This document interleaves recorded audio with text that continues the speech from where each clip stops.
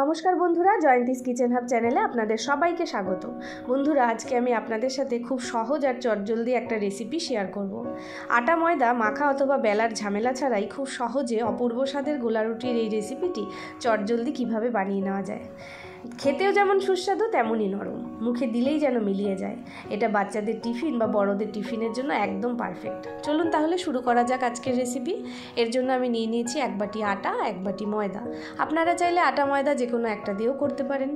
প্রথমে একটা বাটিতে আমি আটা ময়দাটা ঢেলে নিয়েছি। তার মধ্যে দিয়ে দিলাম 2টো ডিম, দিয়ে দেবো পেঁয়াজ কুচি, লঙ্কা কুচি, আর দিয়ে দেবো ধনেপাতা কুচি, দেবো পরিমাণ মতো লবণ আর সামান্য চিনি, দিয়ে দেবো সামান্য হলুদ গুঁড়ো। এই সব উপকরণগুলিকে হাত দিয়ে জল দিয়ে ভালো করে চটকে মেখে নিতে হবে। ভালো করে হাত দিয়ে এভাবে চটকে প্রথমে মেখে নেওয়ার পর আবারও সামান্য পরিমাণ জল মিশিয়ে একটা থকথকে এইরকম ব্যাটার বানিয়ে নিতে হবে। খুব বেশি পাতলাও হবে না, খুব বেশি ঘনও হবে না। তারপর কড়াইতে অল্প তেল গরম করে ব্যাটারটাকে দিয়ে দিন। তারপর একটা হাতা দিয়ে এভাবে রুটির মতো চারিদিকে ছড়িয়ে দিন। মিডিয়াম আঁচে 1 থেকে 1.5 মিনিট অপেক্ষা করুন। তারপর একটা খুন্তি দিয়ে হালকা হাতে খুব সাবধানে উল্টে দিন।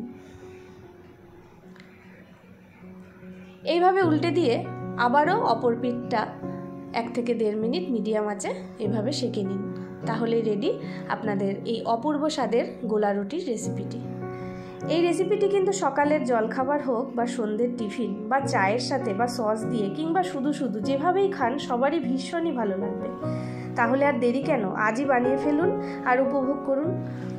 কেমন লাগলো রেসিপিটি অবশ্যই কমেন্টে জানাবেন। ভালো লাগলে আমার চ্যানেলটিকে সাবস্ক্রাইব করবেন, লাইক করবেন, শেয়ার করবেন। ভালো থাকবেন, সুস্থ থাকবেন সবাই। আজ এ পর্যন্তই, ধন্যবাদ।